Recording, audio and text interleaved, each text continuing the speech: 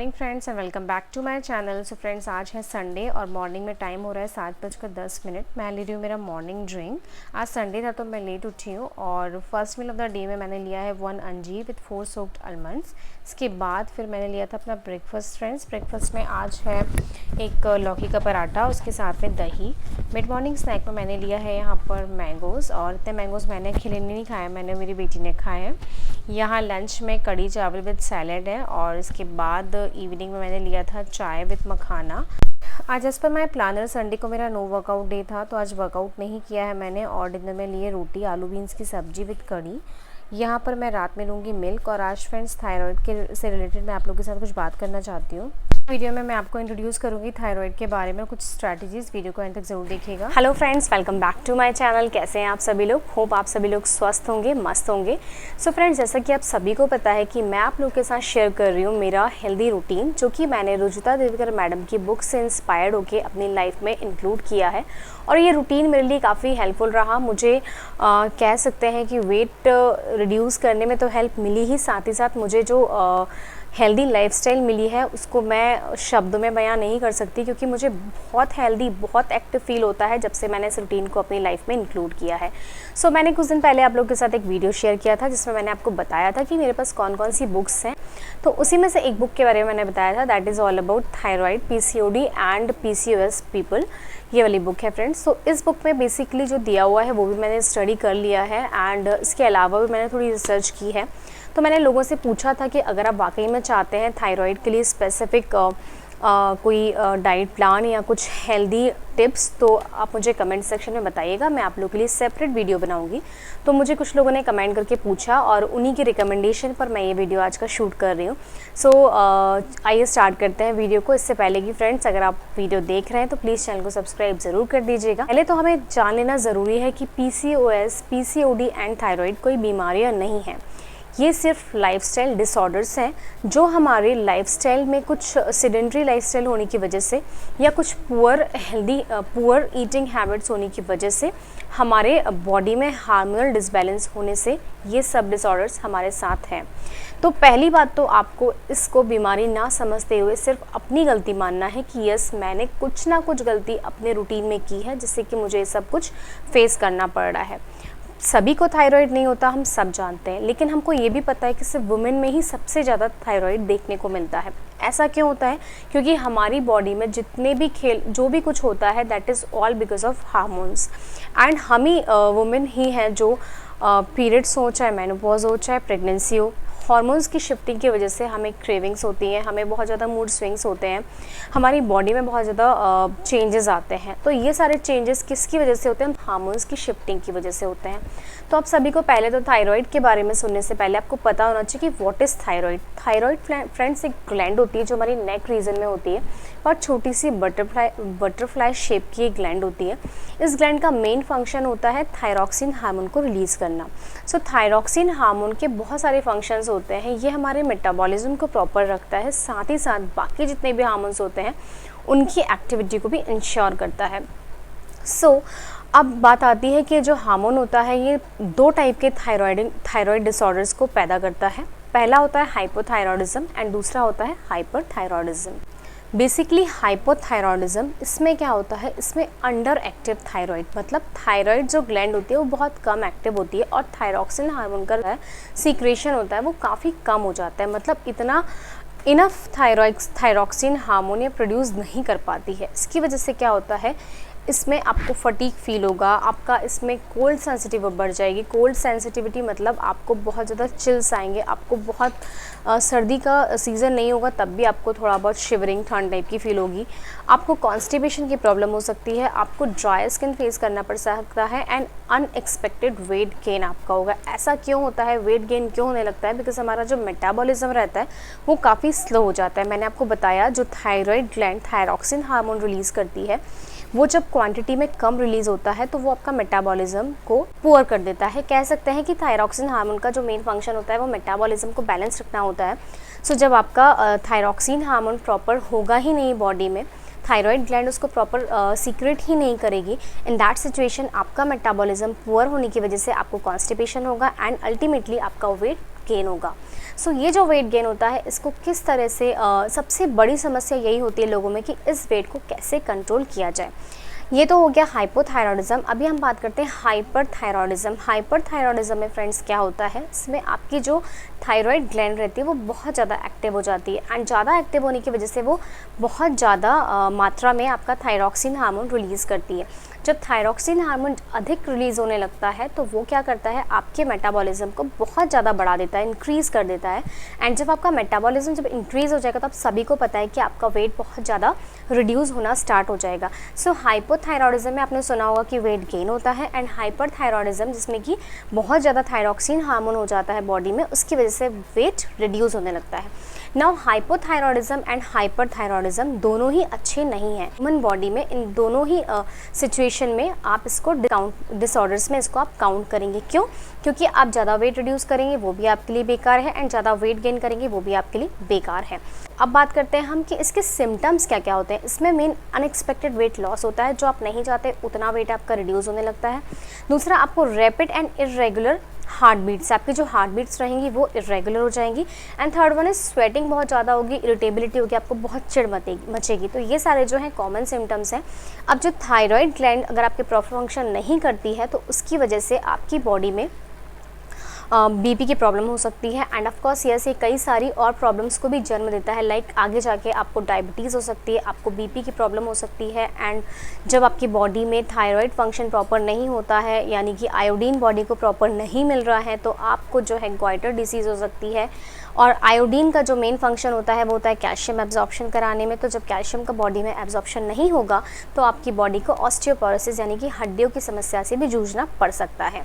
आपने सुना होगा विटामिन डी की डेफिशिएंसी लोगों में हो जाती है तो बोन्स वीक होने लगती हैं, बॉडी में एक रहता है। ये सारे डिसऑर्डर्स कहीं ना कहीं एक दूसरे से कनेक्टेड रहते हैं। सो सबसे पहले हमें क्या करना है, हमारे हार्मोन्स को बैलेंस रखना है। सो पहले तो मैंने आपको बता दिया कि बेसिक थायराइडिज्म होता क्या है। बेसिकली मैंने आप लोगों के साथ डिस्कस कर दिया 2 टाइप्स के थायराइड डिसऑर्डर्स। अब हम बात करेंगे कि कई लोग पूछते हैं कि will it expose to me to other diseases. Of course yes, आपको बहुत सारे डिसीज़ की तरफ लेके जाता है। आगे जाके आपको डायबिटीज़ हो सकता है, मैंने बताया विटामिन डी की डेफिशिएंसी हो सकती है, ऑस्टियोपोरोसिस हो सकता है, बीपी की प्रॉब्लम हो सकती है। Now what exposes me to hypothyroidism. अब बात आती है कि हाइपोथायरॉयडिज्म आपको हुआ कैसे। हम सभी जानते हैं कि हाइपोथायरॉयडिज्म यानी कि जो थायराइड की मेन डिसऑर्डर्स होते हैं वो वुमेन में ही क्यों देखे जाते हैं, मेन में ये बहुत कम होता है। क्यों? क्योंकि हमारी बॉडी में हार्मोन्स का बहुत ज़्यादा शिफ्टिंग होती है। चाहे फिर हम प्रेग्नेंट हो या फिर हम प्रेगनेंसी कंसीव करने की कोशिश कर रहे हैं, या फिर हम मेनोपॉज की तरफ हैं, या फिर हम क्या बोलते हैं, या तो फिर हम बहुत ज़्यादा वेट रिड्यूस करने के चक्कर में बहुत ज़्यादा हमने फैट डाइट्स कर लिए। तो ये सब चीज़ें हैं आपको एक्सपोज करती हैं हाइपोथायरॉयडिज्म की तरफ। आइए बात करते हैं कैसे। जब आप प्रेग्नेंट होते हैं, ड्यूरिंग प्रेगनेंसी आपकी बॉडी में बहुत सारे हार्मोन्स रिलीज़ होते हैं एंड आपके फीटस में जो बेबी होता है उसको भी थायरॉक्सिन हार्मोन की रिक्वायरमेंट होती है। तो जो हमारी थायराइड ग्लैंड होती है वो बहुत ज़्यादा हार्ड वर्क करती है, क्योंकि आपकी बॉडी में जितने भी हार्मोन्स हैं वो उसको सप्रेस करने की कोशिश करते हैं, लेकिन थायराइड ग्लैंड अपना काम करती है और थायरॉक्सिन हार्मोन को रिलीज़ करने के लिए पूरा भरपूर कोशिश करती है। लेकिन जब कभी वो फेल हो जाती है बाकी हार्मोन्स की शिफ्टिंग की वजह से, अगर उसका काम हैम्पर होता है तो वो या तो बहुत ज़्यादा थायरॉक्सिन रिलीज़ करेगी या बहुत कम करेगी। इसी वजह से लोगों को प्रेगनेंसी के दौरान बहुत ज़्यादा थायराइड डिसऑर्डर्स सामने देखने को मिलते हैं। सेकेंड, जब आप मेनोपॉज की तरफ होते हैं तो मेनोपॉज के टाइम में भी आपके हार्मोन्स बहुत ज़्यादा शिफ्ट होते हैं, सो थायराइड ग्लैंड की फंक्शनिंग थोड़ी सी डिस्टर्ब हो सकती है। थर्ड वन, आपकी पुअर स्लीप क्वालिटी होती है तब ऐसा हो सकता है, या फिर आप बहुत ज़्यादा स्ट्रेस में हैं तब भी आपकी जो ग्लैंड है प्रॉपर फंक्शन नहीं करती है। So these are the basic reasons. या फिर आपने बहुत ज़्यादा फैट डाइट्स फॉलो कर ली हैं, तो आपने अपनी डाइट से जो इम्पॉर्टेंट न्यूट्रिएंट्स होते हैं लाइक आयोडीन, कैल्शियम, ये सब की क्वांटिटी को जब आप कम कर लेते हैं अननोइंगली, तो भी आपको थायरॉक्सिन हार्मोन की कमी या अधिकता होने से आपको ये डिसऑर्डर्स फेस करने पड़ सकते हैं। नाउ ये सब जनरल रीजंस थे कि ऐसा क्यों होता है। अब हम बात करते हैं कि हमें करना क्या चाहिए, हम कैसे इसे कंट्रोल कर सकते हैं। Let's talk about the nutrition strategies की। अगर हम बात करें इसको हम दो पार्ट्स में डिवाइड करेंगे, nutrition strategy and your physical activity. So first let's talk about nutrition strategy. So सबसे पहले तो आपको इम्प्रूव करना है आपका intake of iodine. Improve intake of iodine. वो कैसे करेंगे? आप लोग अगर छोटे रहे होंगे, आपने टीवी पर एक एडवर्टीज़मेंट ज़रूर देखा होगा सभी ने, स्पेशली जो हम 30s में हैं तो हमने अपने चाइल्डहुड में एक एडवर्टीज़मेंट देखा है। एक लेडी रहती है जिसके गले में बहुत बड़ा सा लाइक गठान टाइप का रहता है, और ऐड होता है कि एडवर्टीज़मेंट दिखाया जाता है आयोडाइज्ड सॉल्ट का, कि आयोडाइज्ड सॉल्ट उसको सजेस्ट किया जाता है तो आपको ये थायराइड डिसऑर्डर नहीं होगा। थायराइड उसमें बेसिकली क्या होता है, थायराइड ग्लैंड काफ़ी बड़ी होने लगती है और उस डिसीज़ को बोलते हैं गॉइटर। वो किसकी कमी से होती है? वो होती है आयोडीन की कमी से। So thanks to our government कि आयोडीन को इंट्रोड्यूस कराया एज अ सॉल्ट में आयोडीन सॉल्ट मिलने लगा, तो ये डिसीज़ काफ़ी रेयर हो गई है, इनफैक्ट एक्सटिंक्ट सी हो गई है, बहुत ज़्यादा देखने को मिलती नहीं है। मैंने तो अपनी लाइफ में कभी नहीं देखी, सिर्फ टीवी में ही देखा था। सो थायराइड डिसऑर्डर की वजह से जो आयोडीन की कमी हुई थी उसकी वजह से गॉइटर नाम की डिसीज़ होती थी, जो अब काफ़ी कंट्रोल हो चुकी है। इतना ही नहीं, मतलब इससे तो हमें समझ में आता है कि थायराइड ग्लैंड का प्रॉपर फंक्शनिंग के लिए हमें आयोडीन इंटेक बढ़ाना होगा। आयोडीन इंटेक आप सॉल्ट के थ्रू बढ़ा सकते हैं। सॉल्ट के थ्रू हमें सफिशिएंट अमाउंट में नहीं मिल पाता है, इसलिए हमें कुछ फूड ग्रुप्स को भी, पर्टिकुलर फूड ग्रुप्स को अपनी डाइट में इंक्लूड करना चाहिए। जो रुजुता दिवेकर के मैडम के अकॉर्डिंग है उसमें बनाना लिखा हुआ है, स्ट्रॉबेरी है, कैरेट्स है, and she also suggest to take milk. इन सब चीज़ों में आयोडीन थोड़ा बहुत ही सही बट होता ज़रूर है, और ये जो आयोडीन होता है छोटे छोटे क्वांटिटी में आपकी बॉडी के लिए बहुत ही इंपॉर्टेंट होता है। बट होता क्या है, लोग जब डाइटिंग करने जाते हैं, वेट रिड्यूस करने के चक्कर में कई डाइटिशियन को सजेस्ट करते हैं कि avoid taking strawberries, avoid taking animal milk, avoid taking banana, because these fruits are rich in calories, ऐसा बोला जाता है। सो लोग इन पर्टिकुलर फूड आइटम्स को अपनी डाइट से एकदम एक्सक्लूड कर देते हैं, और उस ड्यूरेशन में न्यूट्रिशन उनकी बॉडी को नहीं मिलता, तो कहीं ना कहीं उनकी बॉडी को आगे जाके थायराइड नाम की प्रॉब्लम फेस करनी पड़ जाती है। सो कभी भी अपनी डाइट में से किसी भी एक पर्टिकुलर फूड आइटम्स को हटाइए मत, सब चीज़ को लीजिए but in moderation. Second thing, आप थायराइड हार्मोन जो होता है वो आपका कैल्शियम एब्जॉर्प्शन में हेल्प करता है, मैंने आपको बता दिया है। तो जब आप कैल्शियम एब्जॉर्प्शन में हेल्प करता है, तो जब आप आयोडीन का इंटेक कम कर देंगे तो कैल्शियम एब्जॉर्प्शन प्रॉपर नहीं होगा, उसकी वजह से आपको ऑस्टियोपोरोसिस या विटामिन डी की डेफिशिएंसी फेस करनी पड़ सकती है। What you should do, you should include banana, strawberries, milk, carrots in your diet. जब कैरेट्स का सीज़न होता है तो कैरेट्स को अपनी डाइट में ज़रूर इंक्लूड करिए, either in the form of halwa और in the form of kheer, और आप कच्चा रॉ कैरेट को खा सकते हैं एज अ सैलेड। इसके बाद हम बात करते हैं कि दूसरा जो है आपको होल ग्रेन्स लेने हैं। जो थायराइड डिसऑर्डर जिन लोगों में होता है उनको सजेस्ट किया जाता है कि वो राइस को कम करें, बाकी ग्रेन्स को ज़्यादा लें। सो ऐसा नहीं कि आपको राइस एकदम एक्सक्लूड कर देना है, बट येस आपको दूसरे ग्रेन्स भी अपनी डाइट में इंक्लूड करना है। मिलेट्स को भी लेना है, आपको ज्वार लेना चाहिए, आपको बाजरा लेना चाहिए, आपको रागी लेना चाहिए। ज्वार जो होता है आप थ्रू आउट द ईयर ले सकते हैं, समर्स में काफ़ी अच्छा है। बाजरा आप विंटर्स में ले सकते हैं, एंड रागी का आटा या ragi, whole ragi grain throughout the year, ragi को आप throughout the year consume कर सकते हैं। सो होल ग्रेन्स आपको लेने हैं, दालें लेनी है आपको, यानी कि पल्सेस लेनी है, दही लेना है आपको, कड़ी लेना है। दही और कड़ी, दही जो रहता है, दही या मिल्क जनरली बोला जाता है जिसको PCOS है, PCOD है, या जिसको थायराइड है, उसको ये सब अपने डाइट से निकाल देना है। क्या रीज़न है कोई नहीं बताता, बट दिस से कि आपको इन सब चीज़ों को अपनी डाइट से हटा देना है ना। उनको एक थायराइड की पिल तो लेनी ही पड़ रही है, वो प्रॉब्लम उनको आज भी फेस करनी पड़ रही है, लेकिन पता नहीं क्यों सजेस्ट किया जाता है कि आपको एनिमल मिल्क नहीं लेना है, आपको प्लांट मिल्क लेना है, आपको दही नहीं लेना है, पता नहीं क्या बात हुई। इन शॉर्ट आपको बोला जाता है कि आपको डेयरी प्रोडक्ट्स को हटा देना है, बट क्या उससे आपको कोई फ़ायदा होता है? आई डोंट थिंक सो कि उससे कोई फ़ायदा होने वाला है। आपको पिल्स लेनी ही पड़ती है थायराइड की। इंस्टेड आप ये सब चीज़ें अपनी डाइट से हटा देते हैं तो आपको बहुत सारे न्यूट्रिशन जो इन सब चीज़ों से मिलते हैं वो नहीं मिल पाते हैं। सो आपको दाल लेनी है, दही लेना है, होल ग्रेन्स लेना है, जो मैंने फ्रूट्स बताया है वो भी आपको लेना है। कड़ी जो बेसन से बनी होती है, बेसन एंड दही से, उसको आप वीक में एक बार ले सकते हैं, काफ़ी अच्छी होती है हेल्थ के लिए। इससे आपको प्रोटीन भी मिलेगा, प्रॉपर फैट भी मिलेगा, एंड आपकी बॉडी को नरिशमेंट भी मिलेगा। Now cheese, paneer and way protein, ये जो होते हैं इन्हें भी आपको हटाने के लिए बोला जाता है, but as per this book you need to include these all food groups in your diet to control your thyroid disorder. Eggs होते हैं, और जो लोग फ्रेश सी फूड्स खाते हैं वो एकदम फ्रेश सी फूड, चिकन अपनी डाइट में इंक्लूड कर सकते हैं। इन सब चीज़ों में भी काफ़ी मात्रा में ऐसे न्यूट्रिटिव क्वालिटीज़ होती हैं जो आपके थायराइड को कंट्रोल करने में हेल्प करेंगी। सो ये तो बात हो गई न्यूट्रिशन स्ट्रैटेजी की। इसके बाद हम देखते हैं कि इसमें और क्या लिखा हुआ है फॉर थायराइड पीपल। डॉक्टर्स आपको सजेस्ट करेंगे कि आपको सोए प्रोडक्ट्स, पीनट्स को भी अपनी डाइट से हटा देना है। उसके पीछे आप रीज़न पूछेंगे तो कोई सॉलिड रीज़न आपको नहीं मिलता होगा, but as per this book, अगर आपके पास ये बुक है, अगर आप रीड करना चाहते हैं तो पेज नंबर 40 पर सीधे सीधे लिखा हुआ है कि आपको इन सब फ्रूट ग्रुप्स को क्यों लेना चाहिए और क्या न्यूट्रिशन आपको इससे मिलेगा। सो काइंडली अगर आप चाहते हैं इस बुक को पढ़ना तो आप इसे ले सकते हैं, अदरवाइज़ मैं तो आपको रीड करके किसी ना किसी दिन बता ही दूँगी। जो बेसिक चीज़ें इसमें मैंने बता दिया है। इसमें लिखा हुआ है कि अगर आप biscuits, cakes and chocolates, alcohol, ये सब चीज़ें लेते हैं जो काफ़ी ज़्यादा हार्मफुल होती हैं, उसको अवॉइड करने के लिए आपको डॉक्टर्स नहीं बोलेंगे, बल्कि वो आपको बोलते हैं कि गोभी अवॉइड कर दीजिए, पीनट्स अवॉइड कर दीजिए, सोया प्रोडक्ट्स अवॉइड करिए। और ये सब चीज़ें जो होती हैं ज़्यादा हार्मफुल होती हैं, बट हमें बोला नहीं जाता है इनको अवॉइड करने के लिए। लेकिन जो चीज़ें इजीली अवेलेबल हैं और जो चीज़ें हमारी हेल्थ के लिए बेनिफिशियल हैं, जो हम सालों से खाते आ रहे हैं, वो सब चीज़ें हमें एक्सक्लूड करने की एडवाइस दी जाती है। सो आप कोशिश करके देखिए एक बार, जो आपको डॉक्टर ने बैलेंस्ड मॉडरेशन में खा के देखिए। अगर आपके थायराइड हार्मोन में बहुत ज़्यादा इंक्रीज़ आपको समझ में आता है या कुछ भी चेंजेस समझ में नहीं आते, तो आप समझ जाएंगे कि वाकई में इन सब चीज़ों को बैन करना किसी काम का नहीं है।